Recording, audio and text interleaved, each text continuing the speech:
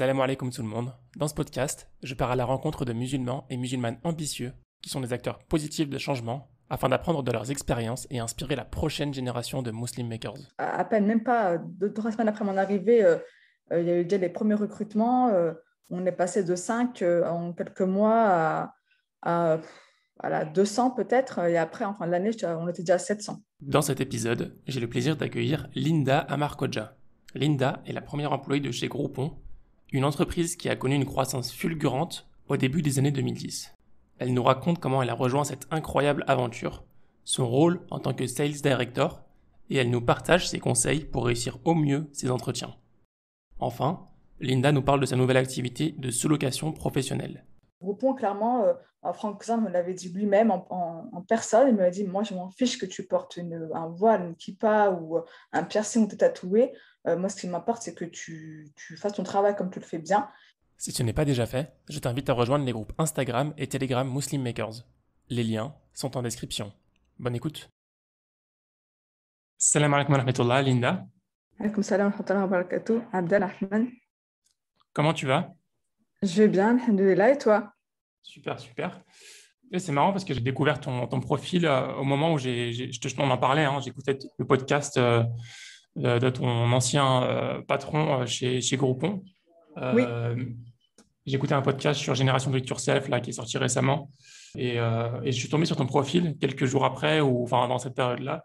Et j'ai vu que tu avais une grosse expérience chez Groupon, genre plus de 10 ans.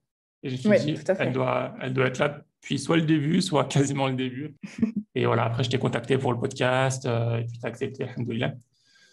Pour commencer, Linda, je te propose de te présenter assez brièvement, nous dire un peu qui tu es. D'accord. Linda, 40 ans. Effectivement, en fait, sur le podcast, donc tu es tombé sur le podcast où Franck Ozon donc, était le fondateur de CityDeal avant que CityDeal soit racheté par Groupon, donc, dans lequel il exprimait, donc, enfin, on voyait son parcours, enfin, on écoutait son parcours. Effectivement, Franck m'avait recruté directement à la création de la société donc en 2010. Et donc là, donc ça fait plus de 11 ans que j'y suis maintenant. Et effectivement, c'est 11 ans, c'est énorme. Et en même temps, ça passe tellement vite j'avais pas l'impression que ça fait 11 ans. C'est hyper challenging, hein, c'est une start-up. Et puis bon, maintenant, c'est en phase de maturité. Et j'ai clairement beaucoup appris et beaucoup évolué dans enfin, de cette boîte. Et c'est vrai que Franck, en l'occurrence, que tu as écouté, m'a appris et transmis beaucoup de choses, et notamment cette âme entrepreneuriale d'ailleurs, qu'il a transmis à pas mal de ses salariés qui aujourd'hui ont aussi monté leur boîte. Donc ça, c'était hyper. Enfin, c'est toujours aujourd'hui, grâce à ça, j'ai vraiment beaucoup appris. Et le terme que je peux employer, ce que j'aime bien employer, c'est transformation, parce que c'était vraiment le cas. Oui. On va essayer de comprendre un peu ton parcours. Est-ce que tu peux nous dire un peu c'est quoi ton parcours éducatif? Tout à Et fait. juste pour comprendre un peu comment tu en es arrivé à rejoindre Groupon. Donc, tu as eu quelques expériences avant, donc je te laisse Oui, développer tout ça. d'accord.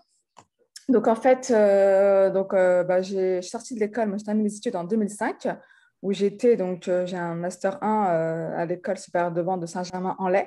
Donc, 2005, c'est il y a très, très longtemps, hein.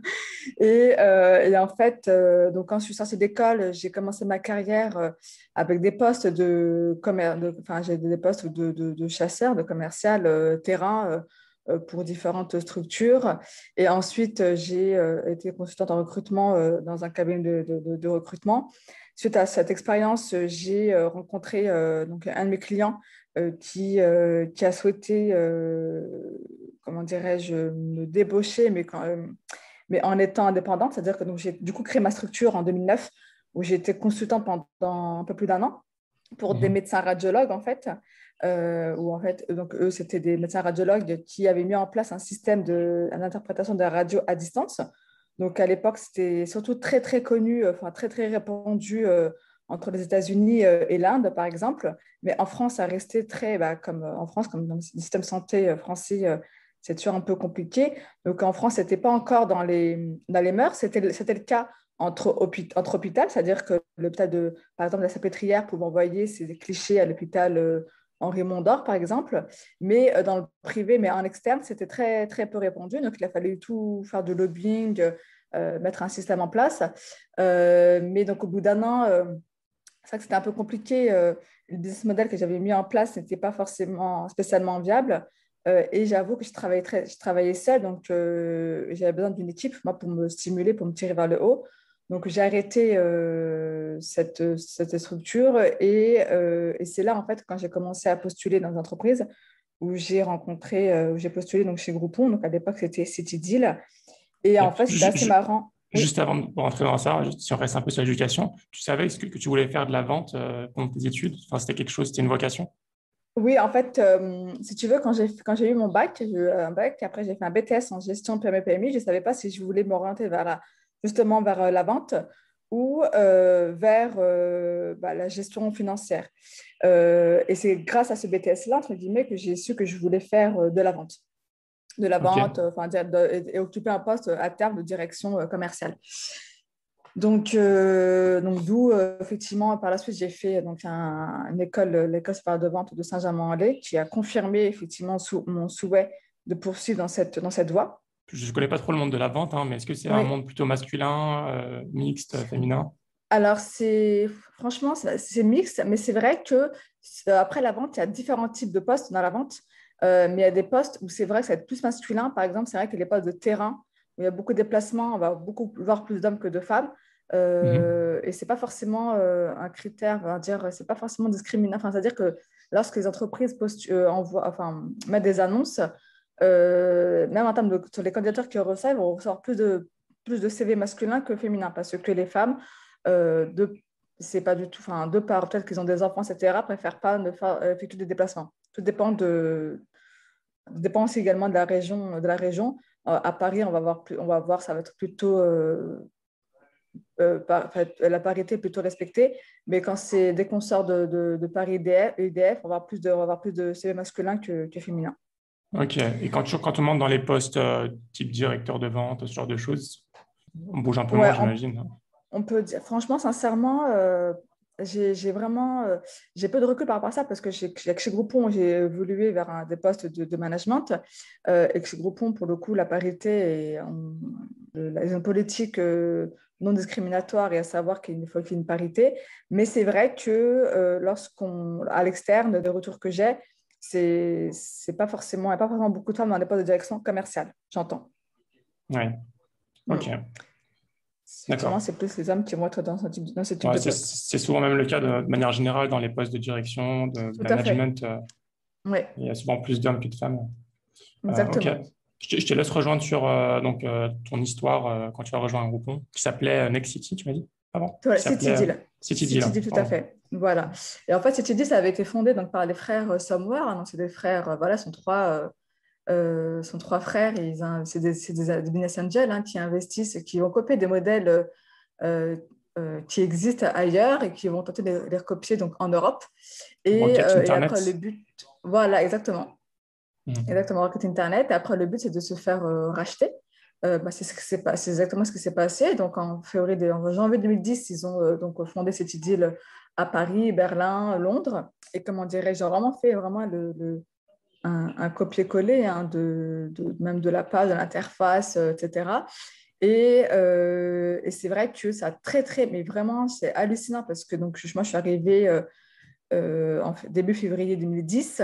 Et dès quelques mois après, on a vite été racheté par Groupon, donc Mhm. l'américain, le grand frère.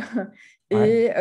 Et forcément, qui dit rachat dit qu'il faut vite accélérer en termes de croissance. Et puisqu'après, quelques mois après encore, on est rentré en bourse. Donc, il a fallu. Ça a été très, très vite. Toi, Et ça faisait combien de d'ailleurs, temps que tu étais rentré? Avant le rachat, tu avais rejoint. ça faisait 6 mois que j'étais rentrée. Ok. Je suis la première salariée à avoir intégré Groupon. Employé numéro un.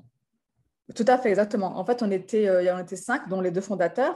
Donc, je Mhm. ne compte pas les investisseurs, je compte vraiment donc, Franck Zorn et puis sa femme, Mhm. Barbara, qui du coup, ont fondé City Deal. Et après, il y avait 3 stagiaires, le directeur financier et puis moi. Donc après, très vite, au bout à peine, même pas 2, 3 semaines après mon arrivée, il y a eu déjà les premiers recrutements. On est passé de 5 en quelques mois à, à la 200 peut-être. Et après, en fin de l'année, on était déjà à 700. Donc, Waouh. Bah là, on a fait la une de Forbes, hein, Groupon a fait la une de Forbes, on a dit que c'était la croissance la plus extraordinaire. Donc à l'époque, hein, on avait même fait mieux que Google en termes de croissance, de la Incroyable. vitesse de croissance par rapport, voilà. Donc, ça a été très très vite. Et puis bon, moi, ça a été passionnant. Enfin, c'est ça qui m'a. D'ailleurs, en fait, pourquoi j'avais dit oui à Groupon, enfin à cette deal, Comment parce tu que l'as trouvé stylé? alors, en fait, c'était une annonce. J'ai répondu à une annonce. À l'époque, c'était sur donc Monster. Je ne sais pas si Monster existe encore aujourd'hui, Je mais pense c'était que une oui, annonce hein. sur Monster. Et en fait, donc c'était un poste de commercial lambda au départ. Et j'avoue que j'avais postulé à ce poste-là comme j'ai postulé dans d'autres postes. Ouais. Quand j'ai eu l'entretien avec donc CityDeal, c'est vrai que j'ai tout de suite été, quand ils m'ont expliqué que c'était le modèle américain Groupon, donc j'étais voir forcément donc, enfin, le site américain. Mhm. Et j'ai tout de suite accroché, en tout cas, sur le business model, sur le concept.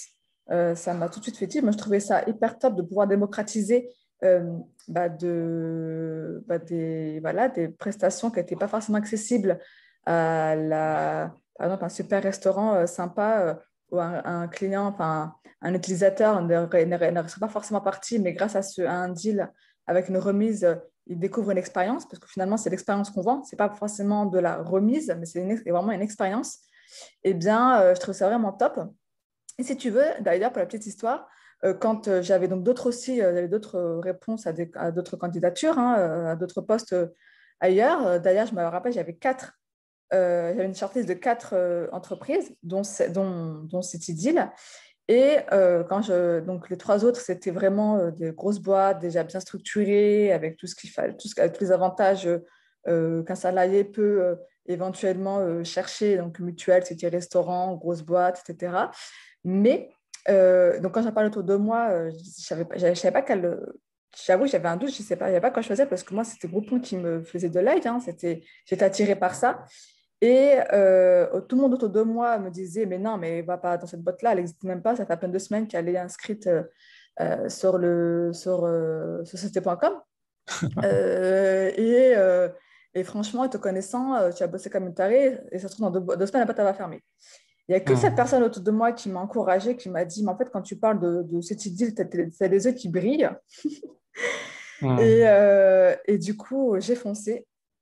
J'ai choisi City Deal et bah, aujourd'hui, 11 ans plus tard, c'est sans regret que voilà, j'ai écouté ce que me disait mon instinct et je suis contente aujourd'hui d'avoir fait ce choix parce que Mhm. c'est vraiment la meilleure décision que j'ai pu prendre dans ma carrière Ouais. en Et surtout choisissant Groupon, quoi.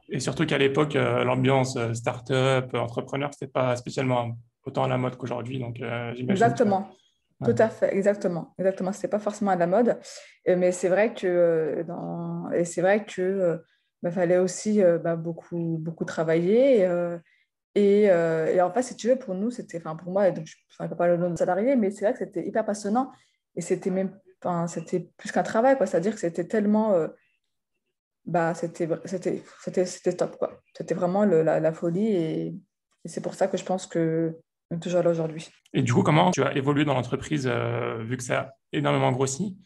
C'est quoi Alors, l'impact que tu as eu, toi, dans l'entreprise? Au début, ils t'ont pris comme simple sale, mais vu qu'ils ont recruté plein de personnes, comment tu as évolué, oui. toi? D'accord. Donc, en fait, effectivement, donc, je suis entrée en tant que sales. Et bon, t'es très vite, hein, comme je te l'ai dit, ça a très vite, on a très vite, voilà, on a fait de la croissance, ça a beaucoup évolué. Donc, du coup, l'impact que j'avais eu, c'est que c'est vrai que j'ai eu la chance d'arriver dans les premières. Donc, du coup, j'avais signé pas mal de beaux comptes. Et un an après, en fait, vu que la boîte grossissait, il fallait aussi recruter des managers. Enfin, en tout cas, faire évoluer des managers parce qu'il y avait de plus en plus de sales et que les head-off avaient besoin d'avoir de l'aide, enfin, voilà, une équipe pour laquelle s'appuyer pour les aider à manager les commerciaux. Du coup, j'ai évolué un an après, et plus de pas un an après, en tant que manager des ventes, Mhm. où j'avais une moitié. Donc, moi, j'étais sur Paris, hein, où j'avais la moitié de l'équipe de Paris. Donc, on était 2 managers Ok. des ventes enfin 2 sales à avoir évolué vers un poste de manager des ventes. Donc, nous deux, on se partageait la ville de Paris. Ouais. Et 2 ans après, donc j'ai évolué 2 ans après, où là j'étais donc city manager, où on m'a confié la totalité de la ville de Paris. Donc j'avais 20 Wow, ok. commerciaux, 20 commerciaux dans mon équipe. C'était par rapport à quoi qu'on t'a fait évoluer? T'étais plus performante ou c'était quoi? Après, je vais essayer d'être humble. Mais oui, effectivement, je pense que c'est pas la performance. Mais au-delà de la performance, parce qu'on peut très bien être super performant et pas forcément des bons managers. Hein, c'est pas forcément Mhm. lié. Mais je pense qu'avec ma expérience en tant que manager de vente avec mon équipe, qui a, elle, progressé, tant sur le discours que sur la performance, que sur les soft skills et hard skills. Et du coup, parce qu'en tant que manager des ventes, j'ai continué aussi, moi aussi à montrer l'exemple en continuant ma fonction de sales aussi. Mhm. Et que je pense que le fait d'avoir réussi dans les deux missions, donc faire monter mon équipe en compétences, mais aussi à côté de ça, continuer à montrer l'exemple en disant que bah, moi aussi, je continuer encore à dessiner, je vous prouve que c'est possible.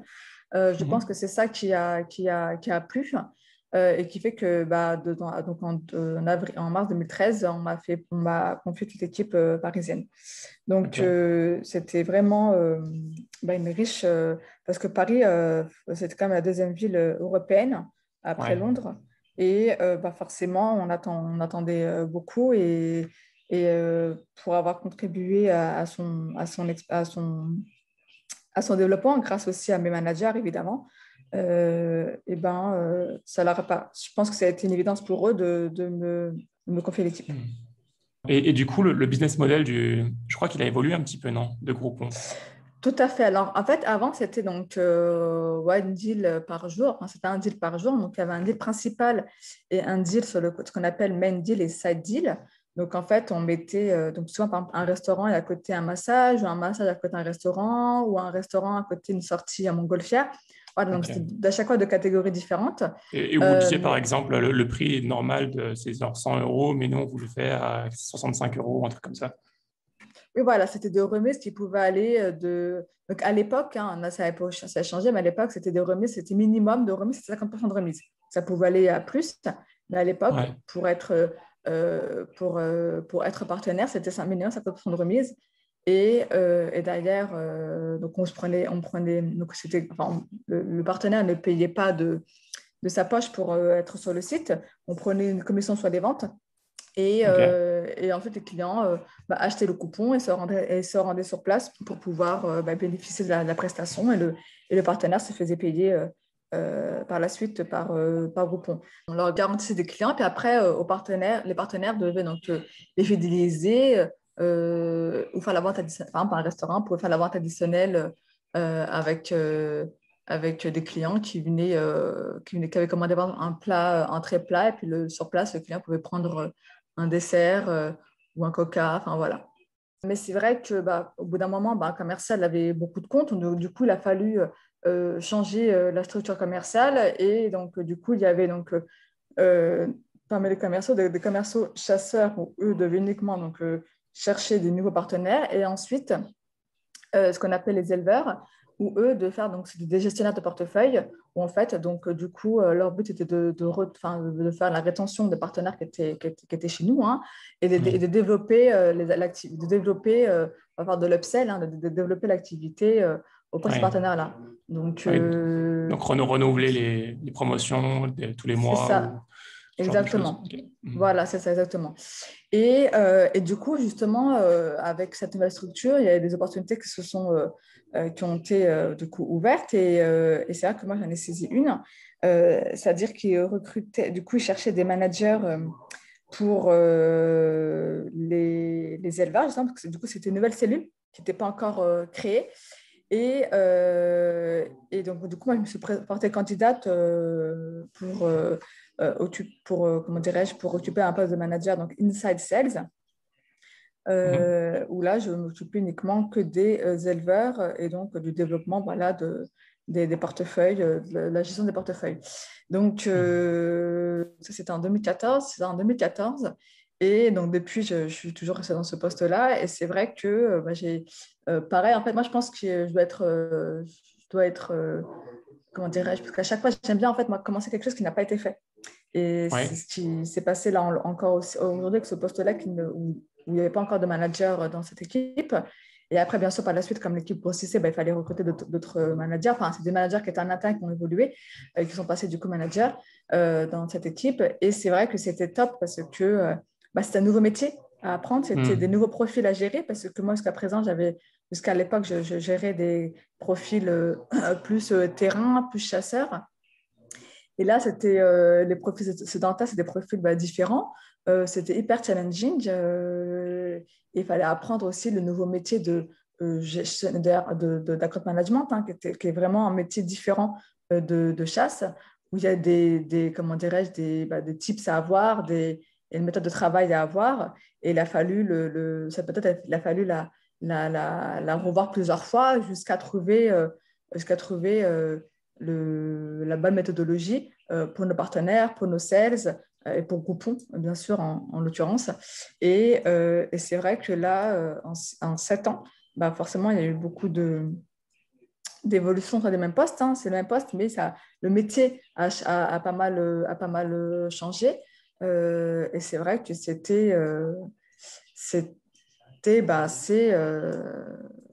pour ça, parce qu'à chaque fois, on se dit que comment dire, en 2016, j'avais eu un sentiment de c'est bon, j'ai fait le tour de ce que j'ai fait le tour de ce que j'ai eu à ce que j'ai fait le tour en fait de mon métier, j'ai plus rien à apprendre, j'apprends plus rien, voilà.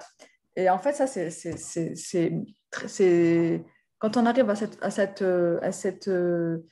état d'esprit, c'est soit parce qu'effectivement il y a plus rien à apprendre, mais c'est faux parce qu'on a toujours quelque chose à apprendre, soit parce que on traverse une période peut-être un peu passage à vide et du coup c'est là où il faut se remettre en question justement. Et c'est ce que j'ai fait.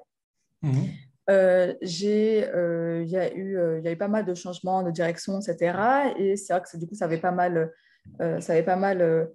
travaillé en moi. Et en fait, au contraire, ça m'a permis vraiment de revoir ma façon de travailler, me remettre aussi en question, remettre en question les méthodologies de travail, de management, comment dirais-je, voilà, de comment de progresser, quoi. Et c'est vrai que c'était reparti. En fait, là, j'étais repartie pour encore quelques années parce que ça m'a vraiment permis Et ça, je me suis dit, en fait, on a toujours quelque chose à apprendre. On ne fait jamais vraiment le tour d'un poste parce qu'il y a toujours des choses, des éléments qui vont arriver, qui vont remettre en question, qui vont tout chambouler à la façon de travailler. Que du coup, il faut toujours repenser, innover voilà, et se renouveler, en fait, simplement. Ok. Par rapport au business model, tout à l'heure, je crois qu'on n'a pas fini de répondre à la question. Oui, Donc, au début, c'était un deal et un side deal. Et puis, voilà, c'est c'est ça. transformé en une liste. Ouais, c'est vraiment une marketplace après. Voilà, c'était vraiment une marketplace avec toutes les catégories confondues. Mais après, bien sûr, il y a un menu, comment dirais-je, il y a un filtre, il y a le filtre à choisir. Après, c'est un beauté, restaurant, loisirs, et après, il y a encore des sous-filtres. Mais bien sûr, il y a une marketplace, mais bien sûr, c'est pas non plus comment dirais-je, le fourre-tout. C'est-à-dire qu'il y avait, voilà, le sales marketing, il y avait une liste, enfin, voilà, avec comment dirais-je, des prérogatives, enfin, non, comment dirais-je, avait voilà, il savait qu'il nous fallait, par exemple, j'ai une bêtise, pour cette semaine, X deal coiffure, X deal beauté, par rapport à la demande, par rapport aux demandes des internautes. Donc, après, Hmm. c'était vraiment stratégique aussi. Hein. C'est-à-dire que nous, d'ailleurs, nos commerciaux, on les orientait dans la négociation, dans la prospection, vers les deals que recherchaient surtout les internautes. Voilà, il Ouais. fallait vraiment qu'il y ait une vraie corrélation entre la supply et la demand. Ouais. Puis j'imagine il y a aussi beaucoup de saisonnalité dans les fêtes, ce genre de choses. La Tout période à hivernale, fait, la période estivale, c'est des différents types de deals exactement. que. Hmm. Tout à fait, exactement. Du coup, il y avait des offres, enfin, il y avait le marketing événementiel, hein, donc Saint-Valentin, Noël, etc. On savait que, par exemple, pour Noël, Saint-Valentin, enfin Noël, par exemple, c'était les deals massage qui plaisaient beaucoup, mais également les deals, tout ce qui était loisirs, donc les voitures ou le vol en hélicoptère à offrir. Ensuite, il y avait aussi les fêtes des fêtes des pères et les fêtes des mères. Et il y avait aussi la rentrée. Enfin, voilà, à chaque thème, il y avait toujours de quoi alimenter, en tout cas, notre marketplace est toujours marketé à chaque fois vraiment autour de ce thème-là. Et quand il n'y avait pas ces événements, en fait, il y a des études qui sont faites pour savoir ce que recherchent en fait nos abonnés. Et à partir de là, on adaptait du coup le supply par rapport à la demande. Ok. En tant que musulmane, toi, ça a été, pas forcément qu'à Groupon, mais même avant aussi, ça a été quoi tes défis personnels? Alors, chez Groupon, clairement, je n'ai pas du tout rencontré voilà, comme je te l'avais dit, de soucis par rapport à la religion. Moi, quand je suis arrivée chez Groupon, je ne portais pas le voile, ça s'est fait par la suite.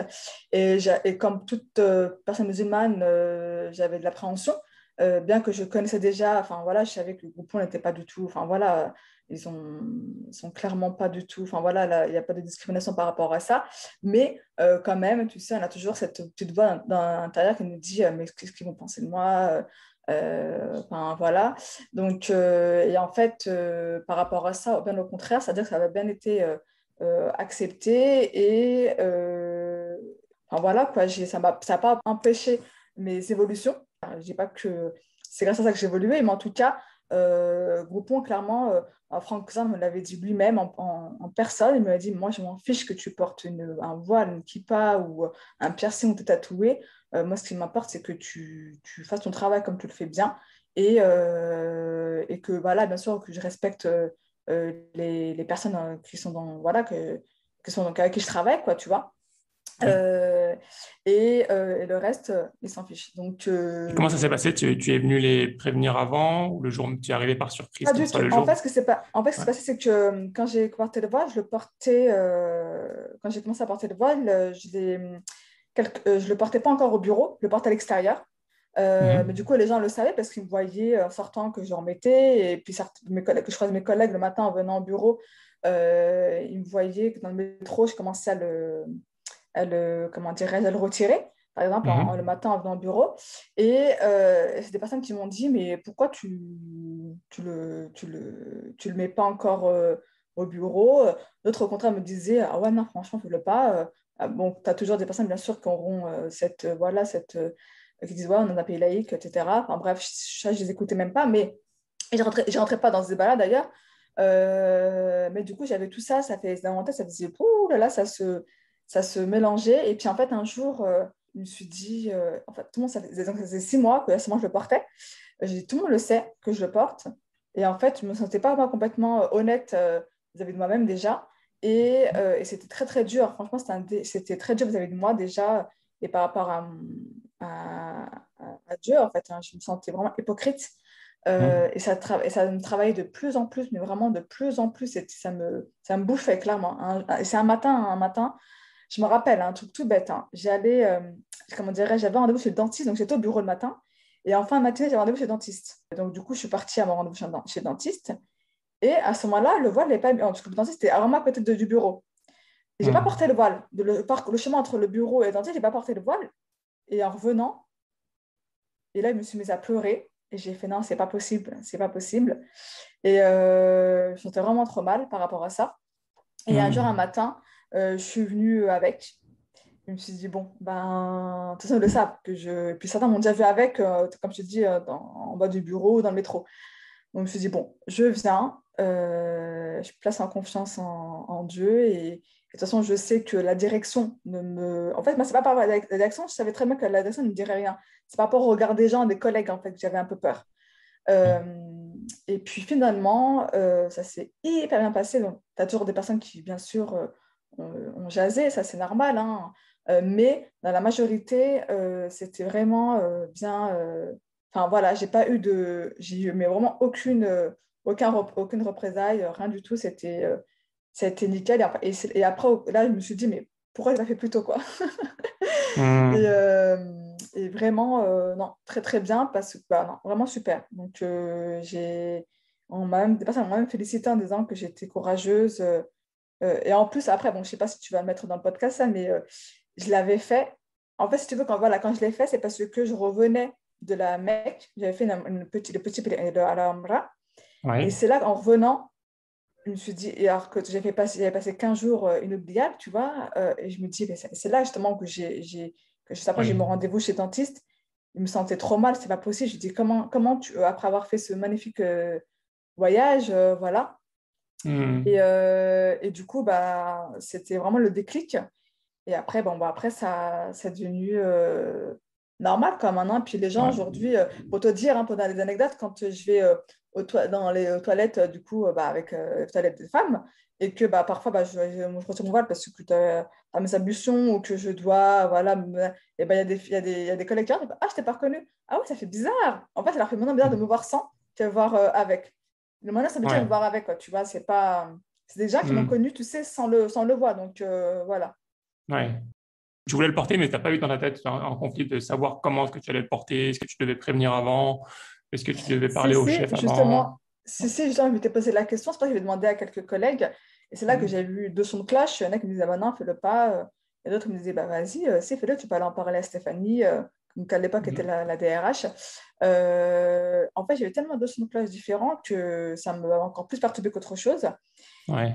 Et en fait, je pense indirectement, ce qui a vraiment fait sauter le pas, c'est qu'on était parti manger à midi avec donc l'équipe de management. Et en fait, Hmm. ce jour-là, il pleuvait des cordes, mais il pleuvait énormément. Et du coup, on sortait du Ouais. restaurant et c'était en hiver. Donc, du coup, tout le monde avait leur écharpe. Et du coup, en fait, moi, j'ai mis mon écharpe pour couvrir mes cheveux, mais parce qu'il pleuvait. C'est pas parce que Ouais. je voulais porter le voile, tu vois. C'était pas Et du coup, ma collègue l'a fait aussi. Et mon boss de l'époque, mon N+1, me regarde avec un air ah, ça y est, tu le fais maintenant? Je lui dis bah, tu sais que je le porte en dehors. Il fait oui, je sais, j'ai appris ça. Et il fait tu apportes au bureau. Et je lui dis bah, est-ce que ce sera un problème? Il me dit bah, de toute façon, j'aurais pas le choix que de te laisser Hmm. que de te laisser le porter. Et en fait, du coup, je crois que c'était ça qui m'a fait dire bah, écoute, c'est vrai, en vrai, ils n'ont pas le. Je sais pas, parce que le Groupon a signé une politique de non-discrimination et qu'en fait, toutes les réunions doivent être sont acceptées et que voilà quoi. Et donc, quelques Hmm. jours après, après avoir porté mon voile, moi, l'appréhension que j'avais, c'était des rendez-vous clients. J'avais peur que ça soit mal perçu au Ouais. niveau de mes partenaires. C'est pour ça que Groupon, peut-être, aurait peut-être pas voulu que je le porte.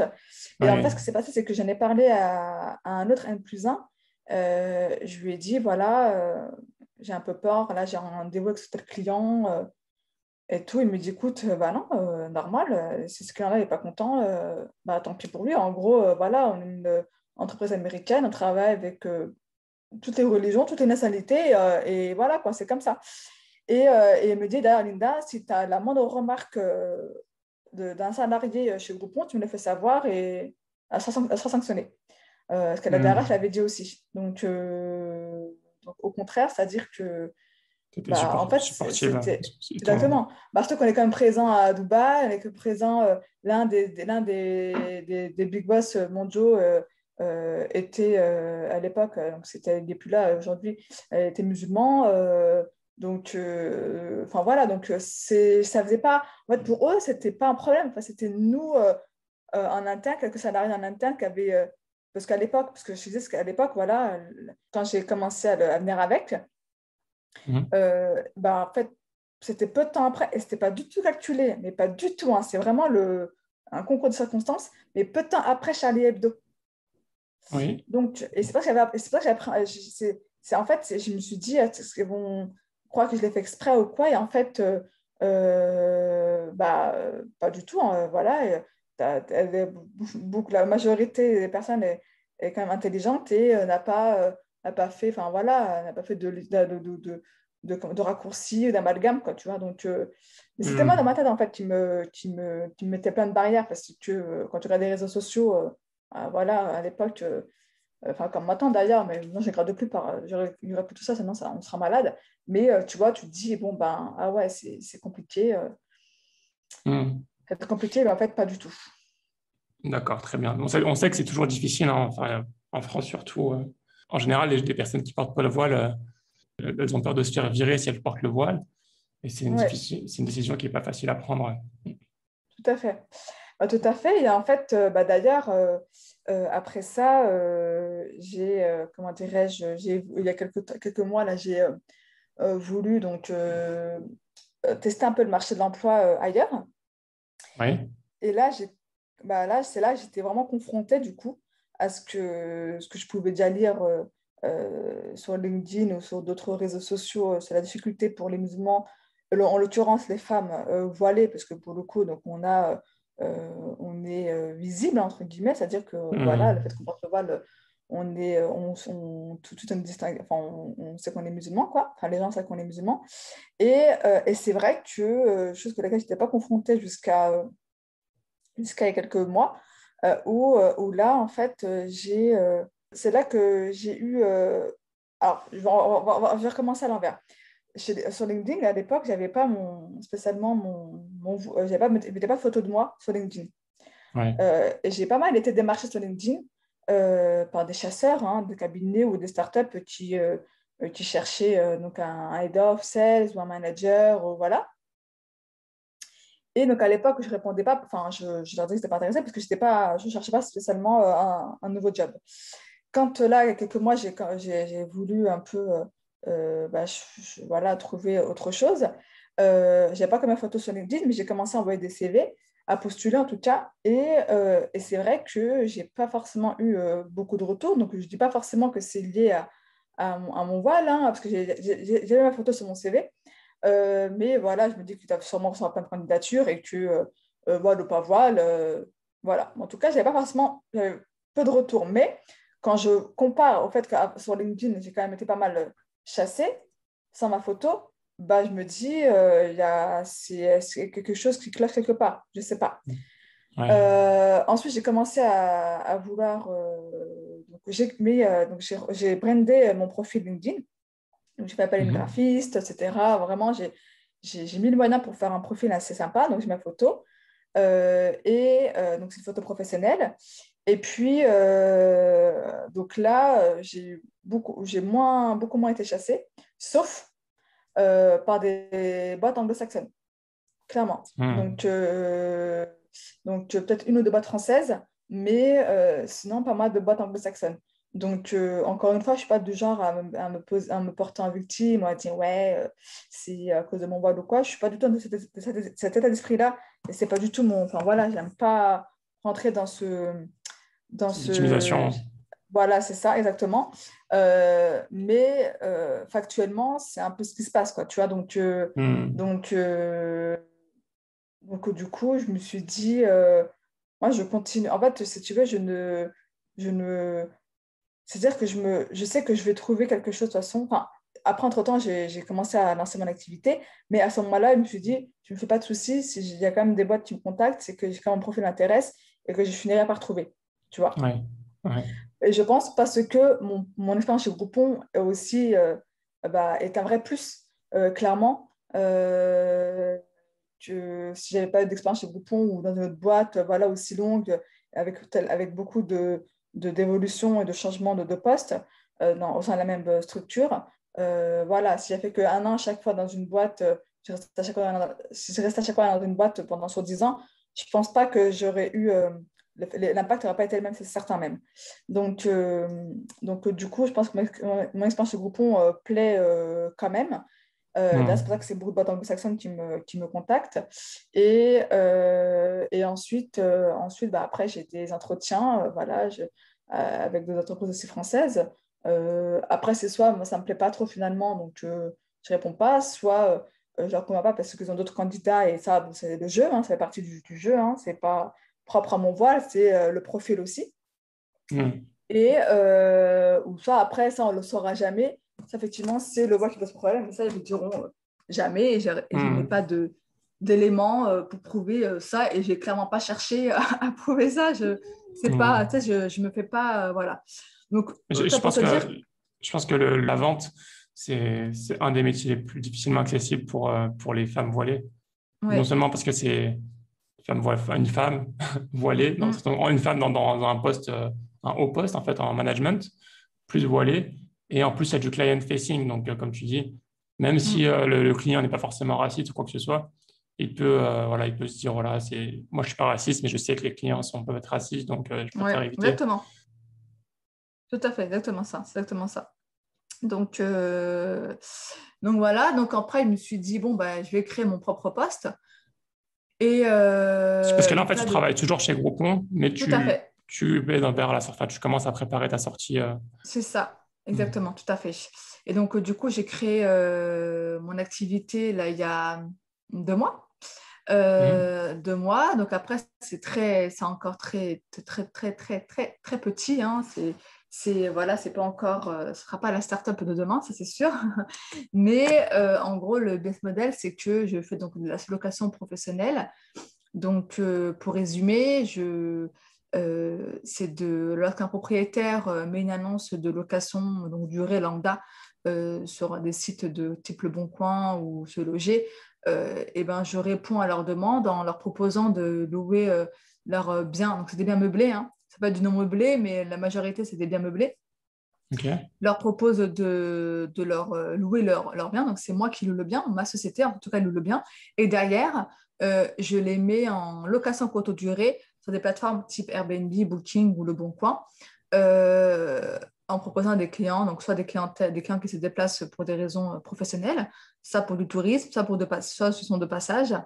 Et l'idée, voilà, c'est que du coup, je ne prends pas de frais. Justement, l'avantage de ce modèle-là pour le propriétaire, c'est que je ne suis pas une agence classique qui va prendre des commissions sur le loyer ou des frais, voilà, de frais de gestion. C'est que le propriétaire, lui, touche son loyer tous les mois comme d'habitude. Et moi, d'ailleurs, je gagne ma vie en monétisant, donc en location courte durée, donc, du coup, en vendant des nuits plus chères sur les plateformes de réservation. OK. Toi, tu prends des baux un bail, par exemple, de 1 an ou de longue C'est durée, 1 an, ça, deux c'est ans. 1 an, c'est 1 an, c'est des beaux commerciaux, donc c'est 1 an. Donc quand c'est des meublés, donc c'est 1 an minimum, qu'on peut renouveler 3 fois maximum. Et donc je crois que je prends des biens meublés, donc c'est déjà le cas, mais après derrière, je réaménage en rachetant des petits meubles qui manqueraient, voilà, la déco, etc. Après, je fais appel à un photographe, voilà, je vends le truc hyper bien. En fait, l'idée, c'est mon credo, en tout cas à moi, j'ai 2 appartements depuis hein, que j'ai mis en ligne. Et là, je suis en train d'en avoir, de, je suis en train de démarcher pour en avoir d'autres. Mon credo, c'est en gros pour les clients, c'est de voyager léger. Donc, l'idée, c'est que l'appartement soit vraiment entièrement équipé, même des coton-tiges jusqu'au shampoing, jusqu'à la bouilloire, jusqu'au Ouais. sèche-cheveux. Et d'ailleurs, après, je les mets en ligne. Après, là aussi, c'est un challenging parce que quand j'ai lancé l'activité, c'était en plein confinement. Donc, les réservations, forcément, sur Airbnb Booking, bah, à ce moment-là, elles ne sont pas spécialement à la hausse, mais En 2020, ça n'a pas marché terrible, Booking, enfin, les hôtels et Airbnb. c'est affreux quand même, parce qu'il y a quand même des gens qui continuent de se déplacer parce qu'ils continuent de Ouais. travailler. Mais là, depuis le déconfinement, ça a clairement explosé. Là. Enfin, il y a eu beaucoup plus de réservations, ce qui est en soi, ce qui est normal. Euh, et comment dirais-je, mince, qu'est-ce que je voulais dire? Et du coup, là, les challenges, c'est de pouvoir appliquer un tarif qui soit cohérent par rapport aux autres biens qu'il y a sur Airbnb, ni trop bas, ni trop élevé, que ça corresponde aux prestations que je mets moi en avant, et puis après d'adapter en fonction de la demande, quoi, tu vois, de la demande. Et l'idée, c'est que, tu sais, comme il y a Booking ou Airbnb, il y a l'algorithme. Et donc, du coup, c'est de pouvoir de pouvoir, Avoir des prix dynamiques. voilà. Bah, en fait, justement, moi, pour l'instant, je n'applique pas la tarification dynamique où c'est eux qui le décident en fonction de la demande. Je le fais moi-même, pour l'instant, manuellement. Mhm. Ça, c'est intéressant quand on a commencé à avoir plusieurs appartements Ouais. de faire Ouais. ça, parce que quand on a plusieurs appartements, on en a moins de temps que quand on a un ou deux. Mhm. Et puis après, voilà, et puis je suis contente parce que là, pour les appartements que j'ai, donc j'en ai un sur Évry et un sur Troyes. Sur le mois de juillet et août, c'est pas pratiquement tout plein, mais ça réserve bien. Et j'ai vraiment Mhm. 2 profils. C'est marrant parce qu'entre Évry et Troyes, c'est vraiment 2 clientèles différentes. Et, euh, et à terme, j'aimerais bien pouvoir en avoir 10. Pour pouvoir en vivre, en fait, il faut que j'en ai au moins une dizaine ou une quinzaine d'appartements pour en vivre convenablement, quoi. Le taux de remplissage minimum, enfin, le taux de remplissage pour que ce soit bénéficiaire. Ça vaut. 70 bénéficiaires, 70%, non, même pas 60%, on commence à être bénéficiaire. Mais Mhm. bon, moi, je visais 80% pour vraiment être bien, quoi, tu vois, plus que Ouais, bénéficiaire. pour faire une bonne marge, c'est Ouais, 20% de plus, quoi. ouais, voilà, c'est ça. Donc, après, ça dépend des villes, hein. Par exemple, sur Troyes, tu sais, sur Troyes, en fait, les loyers sont, comme c'est pas l'Île-de-France, donc du coup, sont moins chers. Mais il y a beaucoup de demandes parce que il y a les magasins d'usine, il y a aussi une ville aussi étudiante, et il y a aussi pas mal d'entreprises. Donc, du coup, justement, la réservation que j'ai eue sur Troyes, par exemple, c'est des réservations de pas mal de gens qui ont trouvé un beau dans le coin et qui, en attendant de trouver un appartement, prend du Airbnb, ou des étudiants qui commencent à rentrer en septembre et qui pour l'instant n'ont pas trouvé de bien Airbnb et qui sont des étudiants étrangers parfois, ou des étudiants qui n'habitent pas dans le secteur, du coup, d'avenir sur place pour visiter des appartements. Et j'ai également des personnes qui viennent parce que je ne suis pas très loin d'un parc d'attraction aussi. Donc, du coup, ça attire aussi forcément les touristes. Voilà. Ok, bah, c'est trop bien. Ouais. J'imagine qu'il faut avoir un bon acompte, enfin, avant de commencer. Ah oui, quand même. Tu payes toute l'année de loyer, plus Voilà, c'est la ça. Oui, il faut caution, avoir. etc. C'est ça, exactement. Il faut quand même des fonds, quand même. En tout cas, pour un premier appart, voilà, il faut à peu près entre 3 et 5 000 euros pour pouvoir pour payer les 2 mois de caution, le mois en cours, le meublé un peu quand même, voilà, parce que dans un même meublé, il y a le strict minimum. Parfois, il y a des appartements où tout est complet, tu n'as bien de rien rajouter, à part la petite déco. Et parfois, tu dois quand même ajouter des choses. Bah, toi, Ouais. la télé, il n'est pas forcément, la télé n'est pas obligatoire pour un bien meublé. Du coup, ça doit d'investir. Après, le retour sur investissement, il faut compter en fonction des villes. Ça peut être 2 mois comme 3 mois. Ah, c'est moins que ce que je pensais, hein. Enfin, c'est comme un locataire normal, en fait, ce que je paye. Je paye pas plus Voilà. en tant que Après, société. la caution, ne te considère pas comme un investissement parce que la caution, tu la récupères après. Tu vois, c'est Ouais, l'argent. Si même ça, l'appartement est nickel, hein, il n'y a pas de raison parce que le but, c'est de faire attention entre chaque voyageur.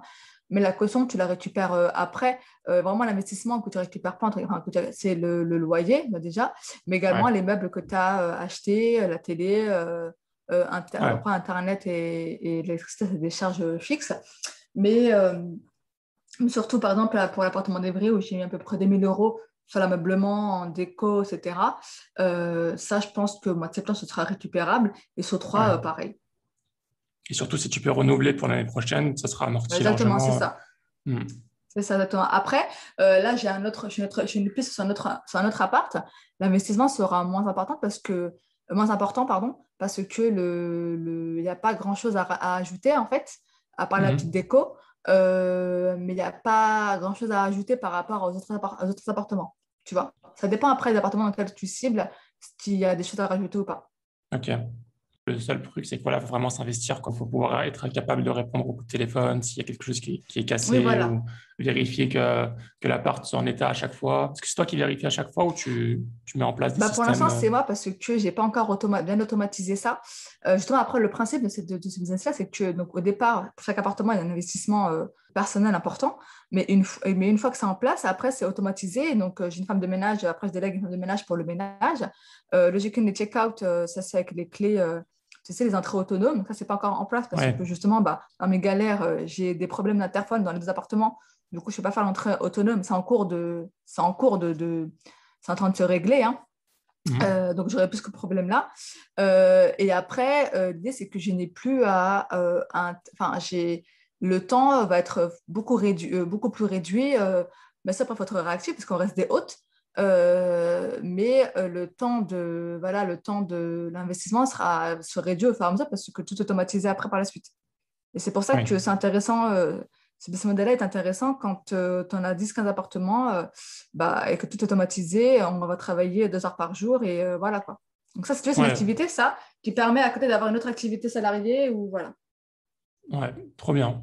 Juste pour revenir encore sur ton expérience chez Groupon, moi je réfléchissais en tant que musulman, les défis qu'il peut y avoir, tu sais, par exemple, en finance, un des défis, c'est Hmm. pouvoir, enfin, d'éviter tout ce qui est intérêt, par exemple, en tant que musulman, par exemple. Est-ce que tu avais, toi, par exemple, des scénarios un peu difficiles où, je sais pas, par exemple, tu as des clients qui vendent de l'alcool ou tu vois Hmm. des sortes de dilemmes comme ça? Ouais, si, j'ai eu ça. Franchement, c'était pas la partie restaurant en l'occurrence. Mhm. Où voilà, où c'était parfois pas. C'était un peu difficile, effectivement, quand il y avait dans les offres, dans les menus, de champagne offert, enfin de champagne compris dans le prix, quoi, enfin dans la prestation, quoi, Hmm. ou de la viande, et je savais pas forcément si c'était halal ou pas. Ça, j'étais pas confrontée par rapport à ça. Et c'était vraiment c'était difficile. Surtout à un moment donné, j'ai vraiment eu des cas de conscience, je le vivais mal. Hmm. Euh, et après, j'ai essayé de trouver des solutions pour, comment dirais-je, pour... Pour pas être l'intermédiaire direct. Ouais, voilà. Ben après, de toute façon, j'étais plus vraiment intermédiaire parce qu'après, à un moment donné, je signais plus moi, donc j'étais manager. Donc, c'était mes Ouais. commerciaux qui signaient. Donc, j'allais pas faire les négociations ou autre. Et après, voilà. Donc, ça, c'était un peu compliqué parfois. Hmm. Mais ces dernières années, moi, je ne signais plus en direct, mais j'avais quand même parfois, quand on a commencé à venir me voir, oui, Linda, voilà, j'arrive pas à signer ce compte-là. Est-ce que tu penses qu'on pourrait rajouter telle prestation ou ben, c'était l'alcool, et ben, c'était un peu compliqué. C'était un peu compliqué, donc je ne pouvais pas dire non, non, tu peux pas le faire, c'est haram. C'est pas C'est ouais, évident. c'est pas Hmm. bien, surtout que bah, je ne fais pas mélanger au boulot, je ne fais pas leur. Voilà, quoi. Après, bon, tu vois, je ne vais pas me permettre de faire ça au boulot, quoi. Donc, je faisais, quoi, mais c'est vrai que quand la Contre-cœur. situation se présentait, ouais, j'étais pas très, très à l'aise du tout. Ouais, j'imagine que c'est pas évident Mm. ce genre de situation, puisque dans beaucoup de métiers, on a ça, hein, même dans le développement. On peut demander à un développeur de créer un site pour un client qui fait un site de champagne, ou je ne sais pas quoi. Et ça peut être contre nos valeurs c'est compliqué, ouais. C'est compliqué, à moins de dire, de mettre les règles dès le départ, de ne pas participer à ce genre de transactions. Ce qui est difficile dans ton cas parce qu'il y a beaucoup de transactions, j'imagine, qui sont dans les restaurants, etc. Donc, c'est Ouais, difficile de sortir de là. ouais, Ouais, à part ne pas être intermédiaire direct, c'est pas ouais, évident. Hmm. ouais. Est-ce que tu avais des astuces pour essayer de sortir de certaines situations? Bah après, il faut savoir que dans notre modèle, on a beaucoup d'instituts de beauté. Donc, ça, c'est la majorité des deals qu'on signait d'ailleurs. Donc, les restaurants, c'est ce effectivement, ça a rapporté beaucoup d'argent parce que on touche les deux cibles, hommes et femmes. Euh, mais en termes de volume de deal, c'était beaucoup plus de beauté. Donc, du coup, moi, je mettais beaucoup de focus sur la beauté. Après, c'est pas forcément fait volontairement, c'est parce que c'était le truc, c'était naturel quand ça se faisait automatiquement, en fait. Si tu veux, on avait plus de demandes dans la beauté, massage, manicure, pédicure, coiffure, soin du visage, enfin voilà, quoi, tout ça. Donc, il y avait Ok. ça. Après, beaucoup de deals loisirs aussi. Beaucoup de deals loisirs aussi.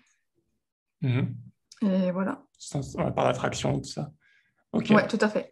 Est-ce que tu as des conseils pour le recrutement, pour enfin, pour les candidats plutôt, Ouais, pour les candidats qui postulaient, qui veulent postuler. qui veulent postuler à ce genre de position? Est-ce qu'il y a des choses à éviter, des choses qui marchaient bien, que tu as vues? Alors franchement, c'est vrai que, comment dirais-je, j'ai recruté beaucoup de commerciaux. Et en fait, alors, donc, je dois être un peu, peut-être des personnes qui ne s'attachent pas trop au CV. C'est-à-dire que, bien sûr, le CV va être un premier filtre. Euh, mais j'ai déjà recruté des gens qui n'avaient pas spécialement d'expérience commerciale, où vous avez à peine un an d'expérience, par exemple. Mais en entretien, je pouvais être épatée en entretien. J'ai déjà recruté quelqu'un qui avait très peu d'expérience, mais qui avait une énergie tellement énorme, et une envie de. Voilà, quelqu'un qui a connu la galère, qui se battait, que là, tu sens quand même le vécu, tu sens que la personne, dans sa vie, elle s'est toujours battue. J'ai donné sa chance, et sans regret, parce que c'est des personnes qui, justement, du coup, une fois en poste, bah, le prouvent.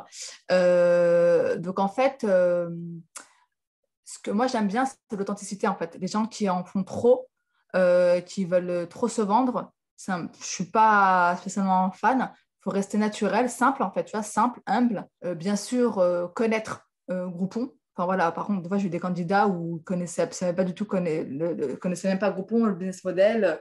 Enfin voilà, qu'ils n'aient pas acheté chez Groupon, c'est pas grave, hein, on va pas leur en vouloir, on va pas les discriminer pour ça. Mais quand tu leur demandes de résumer en une phrase, comme si j'étais un enfant de 4 ans, de m'expliquer ce que c'est Groupon. Et parfois, certains n'étaient pas capables. Donc, du coup, Groupon ou quelqu'un d'autre, hein, ou une autre boîte, hein, quand tu as un entretien, c'est quand même connaître un petit peu ce qu'on, enfin, Business, le quoi. principe de la boîte. Et je trouve ça un Mhm. peu hallucinant quand, encore aujourd'hui, on rencontre des candidats comme ça qui ne font pas de recherche avec tous les moyens qu'il y a aujourd'hui pour faire, pour connaître une entreprise. Contrairement à avant, on n'avait pas autant de flux d'informations. C'est quand même hallucinant de ne pas devenir un peu les mains dans les poches. Voilà, bon, en fait, il faut venir préparer tout en étant, tu sais, authentique. Pas trop en Euh, faire, de, quoi. voilà, pas trop en faire, poser des questions pertinentes. Et généralement, on demande aussi souvent dans l'entretien, dans un second temps, un sketch de vente. C'est soit un sketch de vente sur Groupon, soit on va vendre soit sur le précédent poste du candidat pour qu'il soit à l'aise, qui vend un truc qu'il connaît, quoi. Après, il n'y a pas de bonne ou mauvaise réponse, c'est juste pour savoir un peu comment il se débrouille, quoi. S'ils sont convaincants, ouais. Voilà, c'est ça, c'est un peu voir comment il se débrouille face aux objections, s'il perd ses moyens, etc. Sachant qu'on tient bien évidemment en compte le contexte, voilà, du fait que c'est un entretien, ça peut être un peu stressant, donc on tient compte de tout ça, évidemment.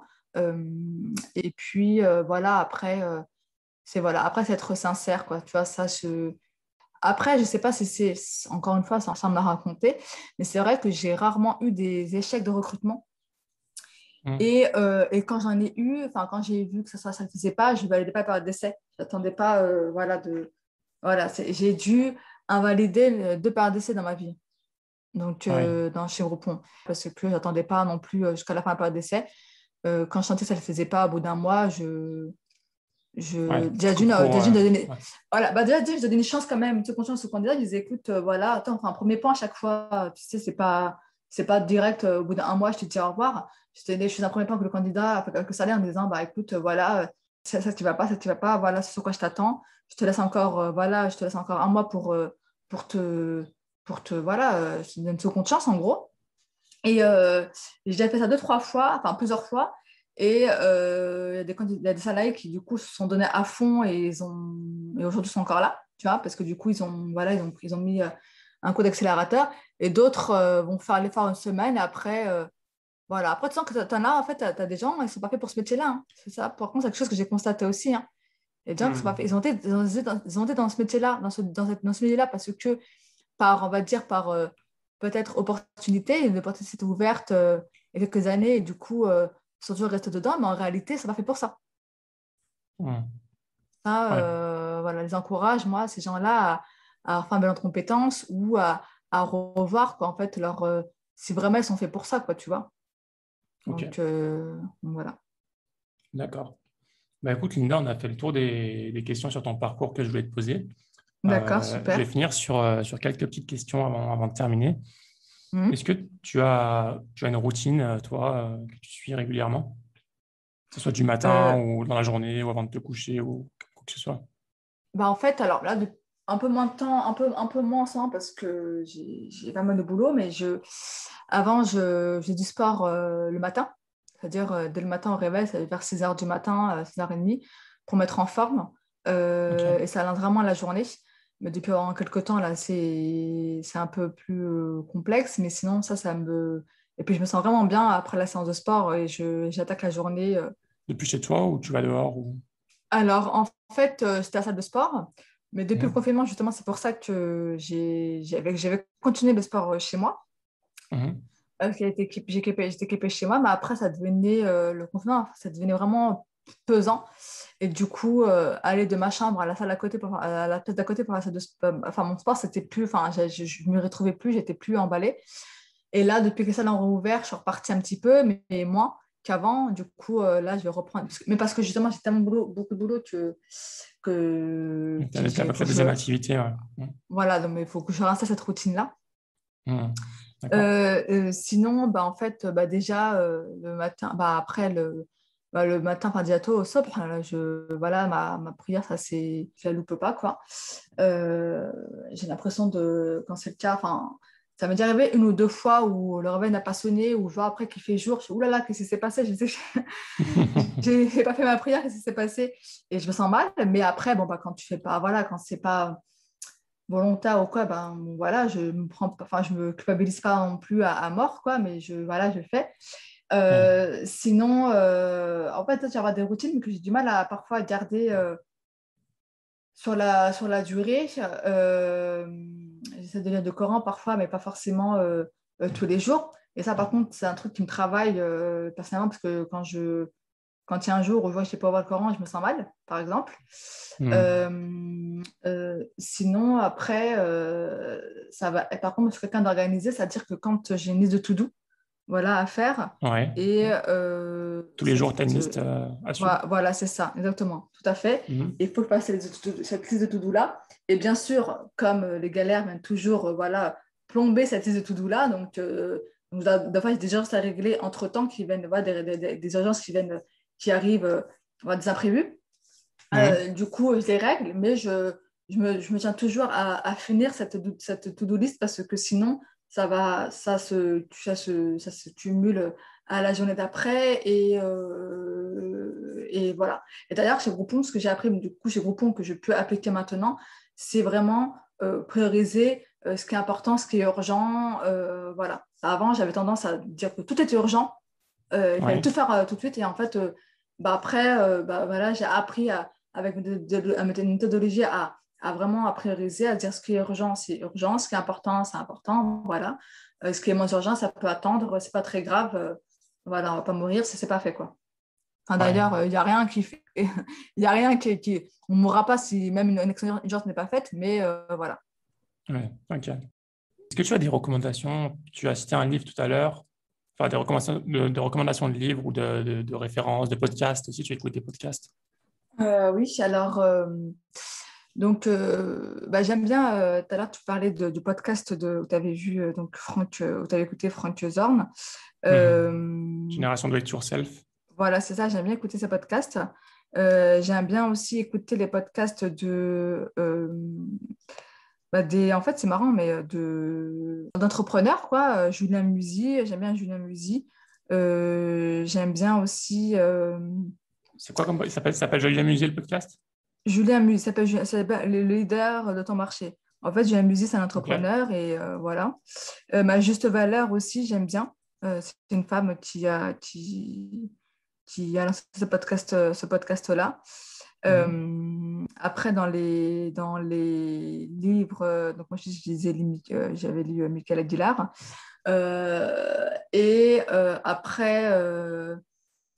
Après, je regarde aussi, après, c'est pas vraiment un podcast, enfin, c'est sur BFM Business.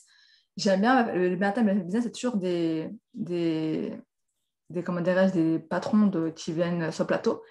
Et je m'inspire parfois d'eux. En fait, j'aime bien voilà, j'aime bien écouter les patrons d'entreprise qui viennent me parler soit de d'un nouveau produit ou de leur politique salariale ou leur politique de commercialisation. Mhm. J'aime bien, ça me partage leurs expériences, quoi. Je trouve ça pas mal. Et après, ça va être, après c'est LinkedIn, je suis des gens, voilà, des coachs, enfin entre guillemets, j'allais dire des seniors, non, quand même, des gens plus expérimentés, comme il y en a un là qui s'appelle Ouais, c'est un podcast? Jean-Pascal Mollet. Non, c'est un coach de vente. Ouais. Jean-Pascal Mollet qui donne pas mal d'astuces pour les commerciaux, mais également pour les directeurs commerciaux, pour manager les équipes ou même des outils voilà, de prospection. Voilà, elle donne ses astuces. Et, euh, et puis également Saïd Amzil, j'aime bien. Ok. Je ne sais pas si tu J'ai connais, Saïd Amzil, c'est un j'ai entrepreneur. interviewé, ouais. J'ai une interview de lui sur Ça le t'arrive? Ouais. podcast. Bah, j'aime beaucoup. Franchement, je le trouve hyper humble. Donc voilà, c'est des personnes que j'aime bien, qui sont inspirantes. Ok, trop bien. Bah, écoute, est-ce que j'ai d'autres questions? Pour te suivre ou si un auditeur veut te contacter ou pour te poser une question ou pour te suivre sur LinkedIn? Oui, tout à fait. Ok, donc je mettrai ton LinkedIn en description, Inch'Allah. D'accord. Bah, écoute, Linda, on a fait le tour des questions. Je te remercie beaucoup pour D'accord. ton temps. C'était vraiment, vraiment intéressant. Et je crois que tu es la première sales que j'interviewe, Ah bah super, moi homme voilà. ou femme confondu. Et je suis content que ce soit toi qui travaille dans une grosse entreprise qui est très connue. C'est une très belle aventure que tu as eue avec eux. Et bon, je ne sais pas encore combien de temps tu vas rester, probablement pas très longtemps, mais Ouais, et que ta nouvelle aventure se passe, soit bien, Inch'Allah. Enfin, en tout cas, ça a l'air de bien débuter. En ouais. tout cas, je me fais pas de soucis pour toi avec l'expérience que tu as. Ça devrait bien se passer, Inch'Allah. Et puis voilà, hein, je te souhaite une bonne continuation. Bah, merci beaucoup. Merci à toi d'avoir proposé ce podcast et d'avoir pensé à moi. Et c'est top parce que je trouve, enfin, ce que tu veux, je trouve ça bien. Franchement, c'est top parce que ça permet vraiment tu touches un peu à toutes les cibles et pas seulement que l'élite, si je puis, si je peux dire ça. Mm. Euh, et, euh, et non, bah, c'est vraiment top ce que tu fais. Et donc, j'espère que j'ai été claire parce que je parle très très vite aussi. Non, non, Euh, très clair, t'inquiète pas. d'accord. Bah, super. Bah, écoute, hâte en tout cas de voir la suite et puis hâte d'écouter tes autres podcasts. Du coup, depuis qu'on se connaît, bah, j'ai regardé un peu ce que tu faisais et je trouve ça vraiment top. Ça, c'est top, c'est génial. Je te remercie, Linda. À bientôt, Avec grand Inch'Allah. plaisir. À bientôt, Inch'Allah. Bonne Salam journée. alaikum. Alaykoum salam.